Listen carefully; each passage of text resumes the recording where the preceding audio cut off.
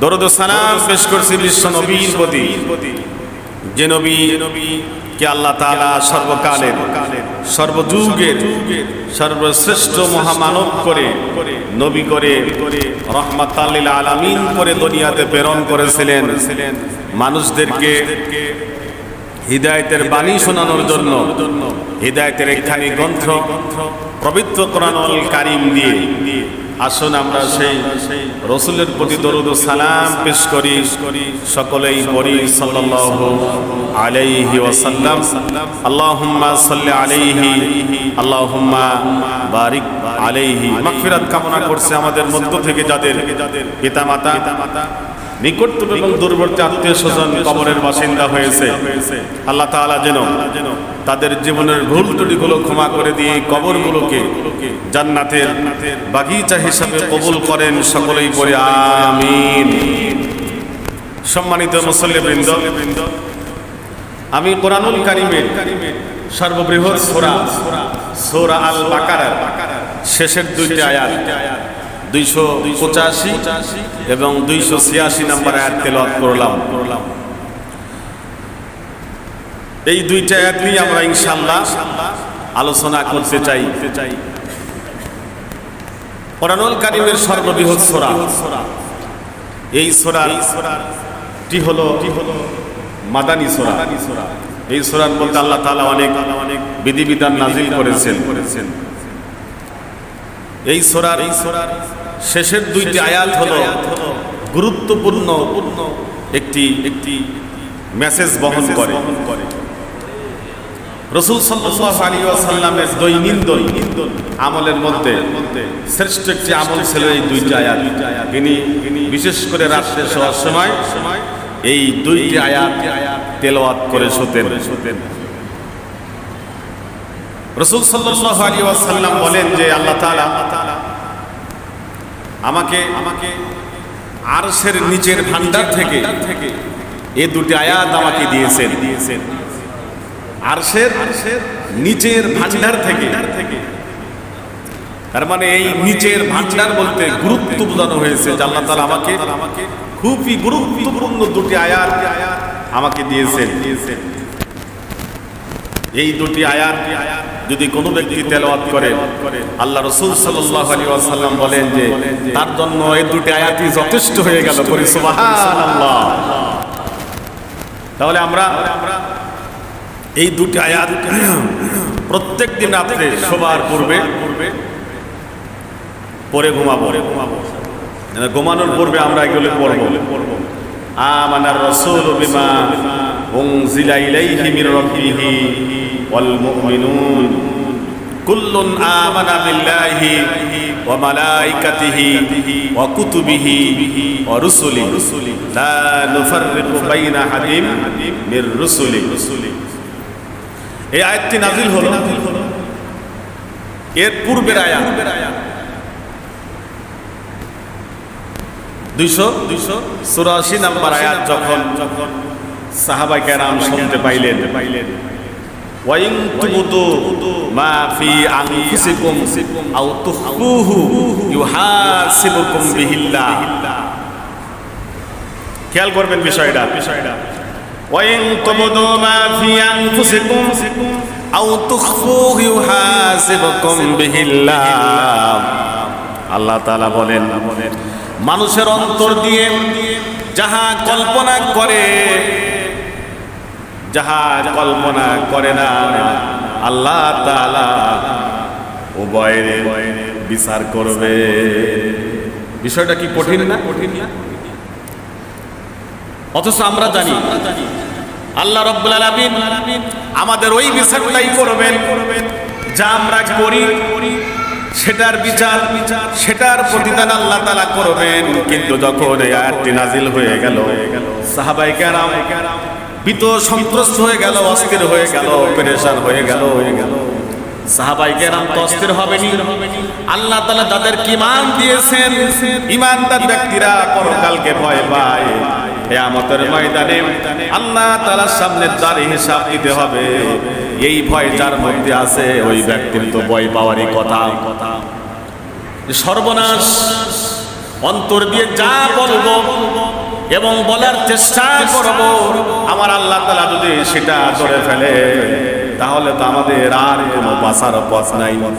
সাহাবায়ে কেরাম অস্থির হয়ে গেল, আল্লাহ রাসূলের কাছে দৌড়ালেন, ইয়া রাসূলুল্লাহ, ইয়া হাবিবাল্লাহ, আমরা তো অস্থির হয়ে যাচ্ছি, আল্লাহ তাআলা যদি আমাদেরকে এইভাবে ধরেন তাহলে তো আমরা নিঃশেষ হয়ে যাব, আমাদের তো বাঁচার কোনো পথ থাকবে না। আল্লাহ রাসূল সাল্লাল্লাহু আলাইহি ওয়াসাল্লাম এই আয়াতের মর্ম কথা জানতেন, তিনি বললেন, একটু অপেক্ষা করো, দেখো আল্লাহ রাব্বুল আলামিন কি ফয়সালা দেন। আল্লাহ রাব্বুল আলামিন কি ফয়সালা দেন সেটার জন্য একটু অপেক্ষা করো। এরপর আল্লাহ তাআলা এই আয়াতটা নাযিল করলেন, 285 নম্বর আয়াত, আমানার রাসূল বিমা উনসিলা ইলাইহি মির রাব্বিহি ওয়াল মুমিনুন। পরে আল্লাহু আকবার। রাসূল তাহার প্রতিপালকের পক্ষ থেকে যা অবতীর্ণ হয়েছে তার প্রতি ঈমান রাখেন, বিশ্বাস স্থাপন করেন এবং মুমিনগণ তার প্রতি ঈমান রাখেন, বিশ্বাস স্থাপন করেন। আমাদের এই বিষয়ের প্রতি ঈমান আছে না নাই? আছে তো ইনশাআল্লাহ। বলি আমরা, ঈমান আছে না নাই? রাসূল সাল্লাল্লাহু আলাইহি সাল্লাম আল্লাহর পক্ষ থেকে যা নাজিল হয়েছেন তার প্রতি ঈমান রেখেছেন, ঈমান এনেছেন, ঈমান ছিল, আমাদেরও আছে। এই কথা বলার পরে বললেন যে বিল্লাহি ওয়া মালাইকাতিহি ওয়া কুতুবিহি ওয়া রুসুলি, এই কয়টা জিনিসের প্রতি ঈমান আমাদের আছে না নাই?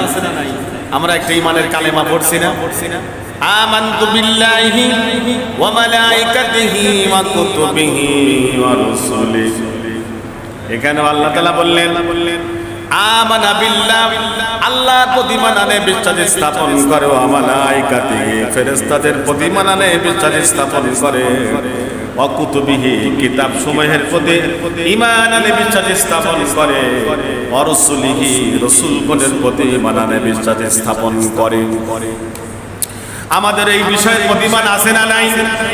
একটু বলেন, আছে না নাই? ঈমান আছে।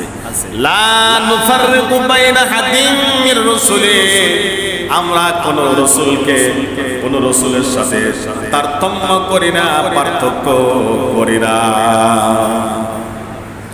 বনি ইসরাঈলরা, ইহুদি এবং খ্রিস্টান, এরা হযরত মুসা আলাইহিস সালাম আর এক জাতি হযরত ঈসা আলাইহিস সালামকে প্রাধান্য দেয়, যে না ঈসা বড় আর সবাই ছোট। বনি ইসরাঈলরা মনে করে যে মুসা বড় আর সবাই ছোট, কিন্তু রাসূল সাল্লাল্লাহু আলাইহি ওয়াসাল্লাম এমন ভাবে মানে নিয়েছেন, মুমিনরা এমন ভাবে মানে লা নুফাররিকু বাইনা আহাদিন মির রাসূল, একজন আরেকজনের প্রতি মানে কোন রাসূলের সাথে কোন রাসূলের সাথে কোন পার্থক্য আমরা করি না।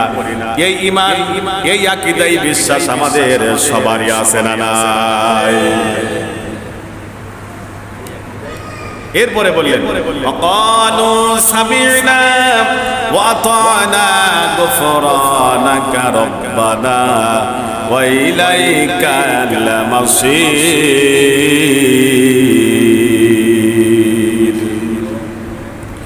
আমরা আল্লাহর পক্ষ থেকে যা শুনলাম, ওয়া আতা'না, আমরা মেনে নিলাম। ওই যে রাসূল সাল্লাল্লাহু আলাইহি সাল্লাম বললেন, একটু অপেক্ষা করো, আল্লাহ তাআলা কি বিধান নাযিল করেন, আল্লাহ তাআলা কি নিয়ম জারি করেন, এটা আসার পরে তোমরা সেটা নিয়ে ভাবনা চিন্তা করবা। এখন যখন এই আয়াতটা নাযিল হলো তখন সাহাবায়ে কেরাম বললেন সামি'না ওয়া আতা'না, আমরা শুনলাম, মেনে নিলাম, আমরাও কোরআনুল কারীমের বিধানগুলো জানার পরে, শোনার পরে শুনবো, সাথে সাথে মেনে নেওয়া দরকার আছে না নাই? নাকি খালি শুনেই যাব? আমাদেরও সামি'না ওয়া আতা'না, আমরা শুনলাম, মেনে নিলাম। রসুল এবং মুমিন, যারা মুমিন মানে রাসূল সাল্লাল্লাহু আলাইহি ওয়াসাল্লাম সব বিষয়ের প্রতি ঈমান এনেছে। আল্লাহ তাআলা বললেন যে যারা মুমিন তারাও সব বিষয়ের প্রতি ঈমান এনেছে, আনবে। তাহলে আমাদেরও দায়িত্ব হলো আমরা কোরআন এবং হাদিস থেকে যেই বিষয়গুলো শুনব, শোনার সাথে সাথে আমরা ঈমান আনয়ন করব, আমরা ভেদাভেদ সৃষ্টি করব না। সম্মানিত মুসলিমবৃন্দ, তাহলে আমরা সবাই চেষ্টা করব যে সামি'না ওয়া আতা'না, আমরা শুনলাম মেনে নিলাম। সেই সাথে আল্লাহ তাআলা বললেন ওয়া ইলাইকাল মাসীর, তোমাদের সকলকেই আমার কাছে ফেরত আসতে হবে। আমাদের আল্লাহ তাআলার কাছে ফেরত যাওয়া দরকার আছে না নাই? নাকি আমরা অন্য জায়গা ফেরত যাব? এই চিন্তা ভাবনা আছে আমাদের? যদি আল্লাহর কাছে আমাদের ফেরত যাইতেই হয়, তাহলে আমাদের প্রত্যেককেই কোরআন শোনার সাথে সাথে এটা মেনে নেওয়া জরুরি নাকি জরুরি না? কিন্তু যদি আমরা এটার মধ্যে বিভ্রান্ত সৃষ্টি করি তাহলে কি হবে? খেয়াল করে দেখেন পরের আয়াতে কি বলে। মানে মূল আলোচনাটা হলো পরের আয়াতটা নিয়ে। لا يكلف الله نفسا إلا وسعها لها ما كسبت وعليها ما اكتسبت। আল্লাহ তাআলা কার উপর এমন কোন কষ্টদায়ক দায়িত্ব অর্পণ করেন না। তবে যদি কোনো মানুষ আল্লাহর বিধানকে তুচ্ছ-তাচ্ছিল্য করে, শোনার পরে যদি মেনে না নেয়, তাহলে কিন্তু আল্লাহ তাআলা ওই জাতির উপর কষ্টদায়ক নিয়ম কানুন অবতীর্ণ করে। লা ইউকাল্লিফুল্লাহু নাফসান ইল্লা বুসআহা লাহা মা কাসাবাত ওয়া আলাইহা মা কাসাবাত। আল্লাহ তাআলা কোন জাতির উপর কষ্টদায়ক কোনো জিনিস নাজিল করেন না। সে যাহা করবে আল্লাহ তাআলা বলেন সে তাহাই পাবে। আগের আয়াতের যে চিন্তা ভাবনা ছিল, সর্বনাশ আমরা মন দিয়ে যা বলি, এটা যদি আল্লাহ তাআলা ধরে বসে তাহলে তো আমাদের কোনো পার পাওয়ার জায়গা নাই। প্রকাশ করুক বা না করুক, যদি আল্লাহ তাআলা ধরে ফেলে, এখন দেখুন আল্লাহ তাআলা বললেন সে যেটা করবে সে সেটাই পাবে। এখন আল্লাহ তাআলা মুমিনদেরকে শেখাচ্ছেন, সাহাবায়ে কেরামদেরকে শেখাচ্ছেন যে তোমরা আমার কাছে দোয়া করো, তোমরা আমার কাছে দোয়া চাও, আমার কাছে দোয়া করো, তোমরা এটা নিয়ে হট্টগোল করো না।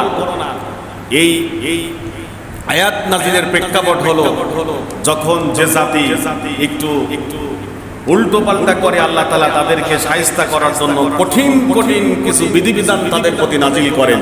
যেমন আপনাদের অনেকেরই জানা আছে, কোন মানুষ যদি শিরক করত, সূরা বাকারার 63 নম্বর আয়াত আপনারা পড়ে দেখবেন, কোন ব্যক্তি যদি শিরক করত তাহলে নিজেকে নিজে হত্যা করতে হতো। এজন্য এই আয়াতের মধ্যে আল্লাহ তাআলা বললেন যে তোমরা আমার কাছে দোয়া চাও, আমার কাছে পানাহ চাও, কারণ আমাদের অনেক দুর্বলতা আছে, আমাদের অনেক গুনাহ আছে। এই গুনাহগুলো থেকে বাঁচার জন্য আল্লাহ তাআলার কাছে আল্লাহ দোয়া করার কথা বলেছে। যে রাসূল আপনি আপনার সাহাবাদেরকে বলুন তারা যেন তার রবের কাছে, তার স্রষ্টার কাছে এই দোয়া করে। কি দোয়া? রব্বানা লা তুআখিযনা ইন নাসিনা আও আখতানা রব্বানা ওয়া লা তাহমিল আলাইনা ইসরান কামা হামালতাহু আলাল লাযিনা মিন ক্বাবলিনা। হে আমাদের রব, আমরা যদি ভুলে যাই, ভুল করি, এই ভুলে যাই ভুল করির জন্য তুমি আমাদেরকে পাকড়াও করিও না। আল্লাহ তাআলা এই দোয়াটা শিক্ষা দিলেন যে বান্দা আমার কাছে দোয়া করো যে আমাদের রব, রব্বানা লা তুআখিযনা ইন নাসিনা আও আখতানা। হে আমাদের রব, হে আমাদের স্রষ্টা, হে আমাদের প্রতিপালক, আমরা যদি ভুলে যাই, ভুল করি, বলে যাবার জন্য, ভুল করার জন্য তুমি আমাদেরকে পাকড়াও করিও না। খেয়াল করো ভুলে যাবার জন্য, ভুল করার জন্য আল্লাহ তাআলা কিভাবে পাকড়াও করেছিলেন। হযরত মূসা আলাইহিস সালাম তার ভাই হারুন আলাইহিস সালামের কাছে দায়িত্ব দিয়ে গেলেন। এই দায়িত্ব দেওয়ার কারণে ওই দেশের লোকেরা, ওই জাতির লোকেরা তারা একটা গোশাবক গরুর বাছুর নির্মাণ করলো, বানালো। সবাই ওই গো বাছুরকে সিজদা করা ধরলো। হযরত মূসা আলাইহিস সালাম যখন আসলেন তখন তিনি দেখতে পেলেন সর্বনাশ, আমার জাতির লোকেরা গোশাবক পূজা করছে, সিজদা করছে, আল্লাহ তাআলার সাথে শিরক করছে, শিরকে অংশীদার করছে। হযরত মূসা আলাইহিস সালাম রেগে গেলেন। আল্লাহ তাআলা মূসা আলাইহিস সালামকে বললেন, নবী তারা যেহেতু শিরক করেছে, বাড়াবাড়ি করেছে, এই জন্য আমি এমন একটা বিধান বলে দেব, সেই বিধানটা যেন আপনি তাদেরকে নিয়ে পালন করেন। আল্লাহ তাআলা মূসা আলাইহিস সালামকে জানিয়ে দিলেন, নবী জি, যারা শিরক করছে, এই গোশাবককে সিজদা করছে, তাদেরকে নিয়ে আপনি একটা মাঠের মধ্যে চলে যান। মাঠের মধ্যে চলে গেল। আল্লাহ তাআলা বললেন যে যখন সবাই মাঠের মধ্যে যাবে, হাতে একটা উন্মুক্ত তরবারি নিবে, আমি অন্ধকার করে দিব। এই উন্মুক্ত তরবারি নিয়ে এভাবে তরলটা চালাবে। তারপরে আমি আবার যখন অন্ধকার থেকে আলো দিয়ে দেব, তখন এটা বন্ধ করতে হবে। খেয়াল করেন, তারা বাড়াবাড়ি করেছিল। আল্লাহ রাব্বুল আলামিন এই জন্য বলল, ও আমার বান্দারা শোনো, তোমরা আমার কাছে দোয়া করো, আমার কাছে সাহায্য চাও। আল্লাহ, আমরা যদি ভুল করি, ভুলে যাই, আমাদেরকে পাকড়াও করিও না। ওরা ভুল করার পরে আমার আল্লাহ তাআলা ওদেরকে পাকড়াও করে বসলেন। এখন আমাদের এই বাংলাদেশে যে শিরক হয়, বিশেষ করে বাংলাদেশ, ভারত, পাকিস্তান, এই তিনটা দেশে শিরক বেশি হয়। কারণ এই তিন দেশে মানে মাজারের সাথে মানুষের সম্পর্কটা বেশি। মাজারে কচ্ছপ আছে, মাজারে গজার আছে, মাজারে গিয়ে সন্তান চায়, মাজারে টাকা দেয়, মাজারে দান করে মজা পায়, মসজিদে দান করে মজা পায় না। পাগলা বাবা, তালা বাবা, সালা বাবা, এরপরে ন্যাংটা বাবা, বোতল বাবা, হাবিজ ইত্যাদি বাবার কাছে মানুষ দান করে মজা পায়। মনে করে বাবাকে কিছু দিলে মনে হয় বাবা আমার মনের আশা পূরণ করে। যদি এই শিরকটা করার কারণে আল্লাহ তাআলা ধরে বসতেন, বলুন তো দেখি, নিজেকে নিজে হত্যা করা লাগতো কি লাগতো না? এটা আল্লাহ তাআলার বিধান। যখন শিরক করবে, শিরক করার জন্য নিজেকে নিজে হত্যা করতে হবে। মূসা আলাইহিস সালাম নিয়ে গেলেন, খেয়াল করেন, নিয়ে গেলেন, আল্লাহ রাব্বুল আলামিন অন্ধকার আচ্ছন্ন নামিয়ে দিলেন। তাদের হাতে উন্মুক্ত তরবারি ছিল, উন্মুক্ত তরবারি এভাবে নাড়াচাড়া করলো। আল্লাহ তাআলা যখন আবার আলো নামিয়ে দিলেন, তখন দেখা গেল তরবারির আঘাতে কিছু মানুষ দুনিয়া থেকে বিদায় হয়ে চলে গেছে, আর কিছু মানুষ দুনিয়াতে বেঁচে আছে। আল্লাহ তাআলা উভয়ের তওবা কবুল করলেন। সম্মানিত মুসলিমবৃন্দ, যদি কোনো মানুষ বাড়াবাড়ি করে, তাহলে আল্লাহ তাআলা সেই জাতির উপর আল্লাহর বিধানগুলো কঠিন করে দেন, কঠোর করে দেন। এজন্য আমাদের মধ্যে অনেক ভেদাভেদ আছে, অনেক কঠোরতা আছে। আমরা ছোট্ট জিনিসকে বড় আকারে দেখাইতে চাই। এজন্য ইসলাম নিয়ে এত বাড়াবাড়ি করার দরকার নাই। কয়েকদিন আগে এই কাশীনাথপুর শহীদনগরের ভিতরে একটা গ্রাম আছে, একটা গ্রামে আপনার হলো একদল মিলাদ করে আর একদল মিলাদ পড়ে না। এই দুই গ্রুপে মারামারি করে একজন দুনিয়া থেকে জনমের মতো বিদায় হয়ে চলে গেল, আর কিছু মানুষের বাড়িঘর পুরাই দিল। বন্ধুরা আমার, খেয়াল করুন, ইসলামকে নিয়ে, ইসলামের মধ্যে নতুন জিনিস নিয়ে এসে বাড়াবাড়ি করার কারণে দেখুন তারা কি বিপদগ্রস্ত হয়ে গেল। এজন্য ইসলাম নিয়ে বাড়াবাড়ি করা যাবে, কোনো সুযোগ নাই। আল্লাহ তাআলার কাছে সব সময় সাহায্য চাওয়ার দরকার। আল্লাহ, আমরা যদি ভুলে যাই, ভুল করি, তাহলে তুমি আমাদেরকে পাকড়াও করিও না। দেখুন আল্লাহ তাআলা আবার কিভাবে পাকড়াও করলেন। আপনাদের সবার জানা যে ওই যে একটা নবীর সময়, নবীর নাম আপনারা বলবেন, কোন নবীর সময় আল্লাহ তাআলা মানুষকে বানরে পরিণত করেছিলেন? কোন নবীর সময়? কণ্ঠ সুন্দর কোন নবীর ছিল বলবেন? তাহলে ওই নবীর সময় আল্লাহ তাআলা মানুষদেরকে বানরে পরিণত করেছিলেন। কেন? আল্লাহর বিধান লঙ্ঘন করার কারণে। আর আজকে খেয়াল করে দেখুন, আমরা কত বিধান আল্লাহ তাআলা লঙ্ঘন করছে। আল্লাহ কি একটা আল্লাহর বান্দাকে বর্তমানে বানর বানিয়েছে? রব্বানা লা তুআখিযনা ইন নাসিনা আও আখতানা। হে আমাদের রব, হে আমাদের স্রষ্টা, যদি আমরা ভুল করি, ভুলে যাই, তাহলে তুমি আমাদেরকে পাকড়াও করিও না। দেখুন তো আল্লাহ তাআলা ওই জাতিকে পাকড়াও করেছিল কিনা? করেছিল। আল্লাহ তাআলা ওই জাতিকে পাকড়াও করেছিল।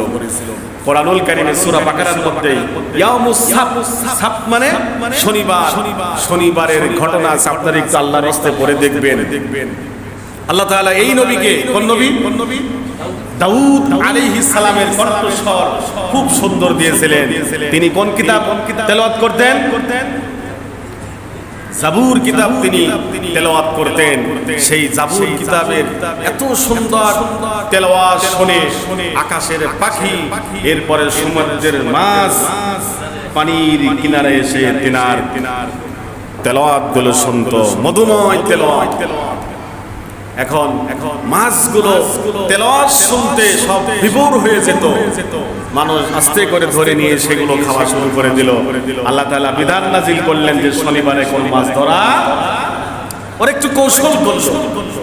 আমরা যেরকম, আমি যে আমলটা করি সেই আমলটা, সেই বিধানটা কার্যকর করার জন্য একটু ঘুরিয়ে ফুরিয়ে হেরফের করে কথা বলার চেষ্টা করি, মানে আমি আমার পক্ষে জায়েজ করার জন্য চেষ্টা করি।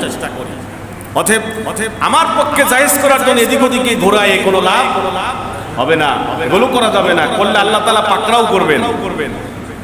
তারা এই মাছগুলো আটকানো শুরু করলো বিভিন্ন পদ্ধতিতে। এখন তো পদ্ধতির অভাব নাই, দেখেন আপনারা বিভিন্ন জাল আছে না, এই জাল দিয়ে তারা আটকে রাখলো।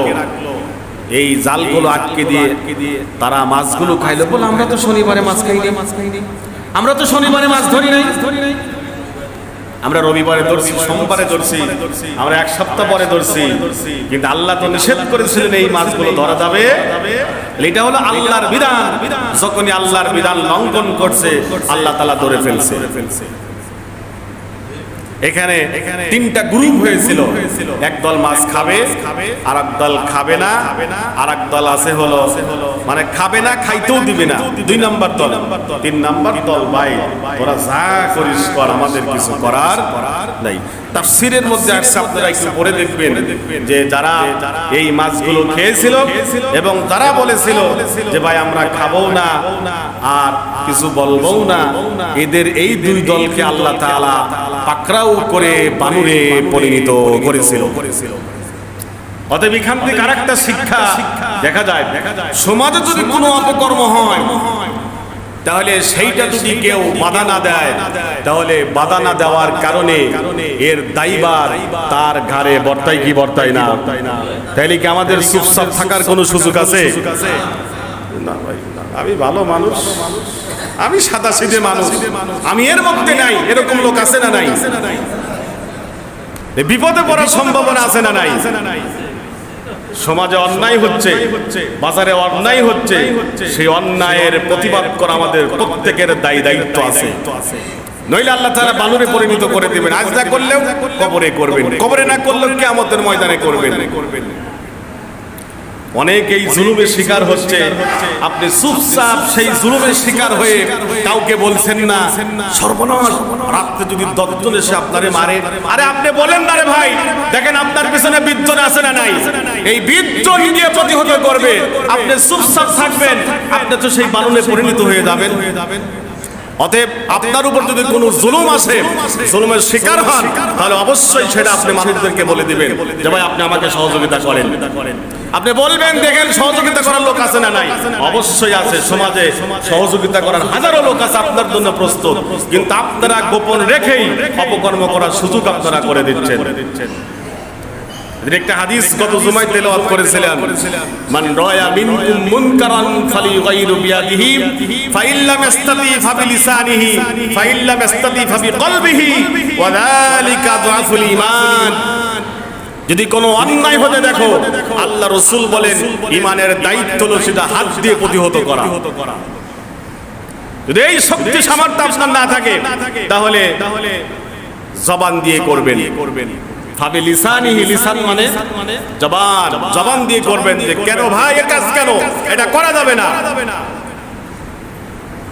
এরপরে যদি আপনার ঈমান আরো দুর্বল হয়, যদি নাই করতে পারেন, তাহলে চুপচাপ থাকেন। আল্লাহ রাসূল বলেন ওয়াযালিকা আযফুল ঈমান। একবারে দুর্বল ঈমান, দুর্বল লেভেলের লোক এলে, ঈমান একবারে নিম্ন লেভেলের লোক এলে, এই দুর্বল ঈমান নিয়ে কি জান্নাতে যাওয়ার কোনো সুযোগ আছে? অতএব সবাই চেষ্টা করবেন সমাজে কোনো অন্যায় হলে সেটার প্রতিবাদ করা।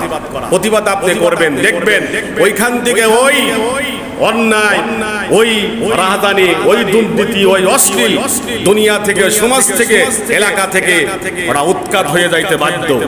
অতএব এই যে চুপচাপ থেকে হযরত দাউদ আলাইহিস সালামের সময় যেরকম বানরে পরিণত হয়েছিল, তারা খায়ও নাই, তারা বাধাও দেয় নাই। অতএব আমরা বলছি আমরা খাবো না, আমরা বাধাও দেব না। অতএব আপনি ওই কাতারে কিন্তু পড়ে যাবেন। অতএব সাবধান। কোরআন এসেছে মানুষদেরকে শিক্ষা দেওয়ার জন্য। যে আমরা কি শুনলাম কিছুক্ষণ আগে, সামিনা ওয়া আতানা, আমরা শুনলাম, আমরা আনুগত্য শুরু করে দিলাম, আমরা মেনে নিলাম। আল্লাহ যেহেতু আমরা মেনে নিলাম, রব্বানা লা তুআখিযনা ইন নাসিনা ওয়া আখতানা, হে আমাদের রব যেহেতু আমরা মেনে নিলাম, আমরা আনুগত্য শুরু করে দিলাম, সেহেতু এই আনুগত্য করতে যদি কোনো ভুল হয়, ভুলে যায়, তুমি আমাদেরকে পাকড়াও করিও না। এখন বাঁচা যাবে, নইলে বাঁচার সুযোগ নাই। সম্মানিত মুসলিমবৃন্দ, এজন্য চেষ্টা করবেন নিজে ভালো থাকার জন্য, আর একজনকে ভালো রাখার জন্য। নিজে ভালো থাকবেন শুধু হবে না, এটার সুযোগ ইসলাম দেয় নাই। মান রায়া মিনকুম মুনকারান ফালিগাইরু বিয়াদিহি, ইয়াদুন মানে হাত, মুনকার মানে কি অসৎ কাজ যদি তুমি দেখো, প্রচেষ্টা আপনাকে অব্যাহত রাখতে হবে। যখন আপনি অব্যাহত রাখার চেষ্টা করবেন, দেখবেন আপনার সাথে আরো 100-200 লোক চলে আসছে, ওই সমাজ থেকে, ওই এলাকা থেকে ওটা দূরীভূত হইতে সম্ভব। যখন আপনি পুঁজি করে রাখবেন, বলবেন না নিজের জীবনের ভয়ে, তখন দেখবেন সমাজ একেবারে তছনছ হয়ে যাচ্ছে, আপনি সহ আরো কত মানুষ ক্ষতিগ্রস্ত হয়ে যাচ্ছে।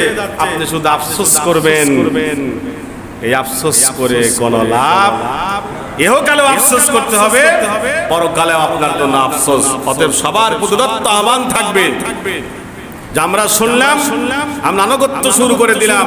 এই আনুগত্য সহকারে আমরা আল্লাহর কাছে দোয়া করব যে আমাদের রব, আমরা যদি কাজ করতে গিয়ে কোনো ভুল করি, ভুলে যাই, আর মানুষ তো ভুলেই যায়, এটাই স্বাভাবিক, মানুষ ভুলে যায় না। আজকে বললে কালকে সকালবেলায় আর মনে নাই, ওরে সর্বনাশ ভাই আমি তো ভুলে গেছি। অতএব মানুষের একটা বৈশিষ্ট্যের মধ্যে অন্যতম বৈশিষ্ট্য হলো মানুষ ভুলে যায়।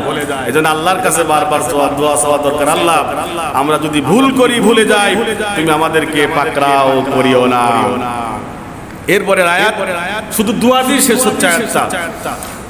ربنا ولا تحمل علينا إصرا كما حملته على الذين من قبلنا, হে আমাদের রব, আমাদের উপর ওই রকম দায়িত্ব চাপিও না যেরকম দায়িত্ব আমার পূর্ববর্তীদের উপর চাপিয়েছিলে।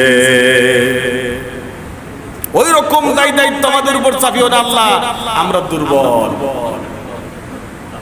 আমরা দুর্বল। আল্লাহ রাসূল সাল্লাল্লাহু আলাইহি সাল্লাম এই দুইটি আয়াত পড়ে রাত্রিবেলা শুয়ে পড়তেন। ঘুমানোর পূর্বে এই আয়াত দুটি পড়তেন। আপনারাও পড়বেন আল্লাহর কাছে। যেন আপনি ঘুমানোর পূর্বে বলতেছেন, আল্লাহ আমাদের উপর এমন কোনো দায়িত্ব দিও না যেই দায়িত্ব আমার পূর্ববর্তী লোকদের উপর দিয়েছো, তারা পালন করতে পারে নাই বলে তারা ধ্বংস হয়ে গেছে। তাহলে বানরে পরিণত হলো, নিজেকে নিজে হত্যা করতে হলো। আমরা আল্লাহ তাআলার কাছে এই দোয়া করে রাত্রিবেলা শুভ পারবো ইনশাআল্লাহ, পারবো ইনশাআল্লাহ। আল্লাহ রাসূল সাল্লাল্লাহু আলাইহি ওয়াসাল্লামকে মিরাজে নেওয়া হলো। মিরাজে নেওয়ার পরে রাসূল সাল্লাল্লাহু আলাইহি ওয়াসাল্লামকে তিনটা জিনিস দেওয়া হলো মিরাজের রাতে।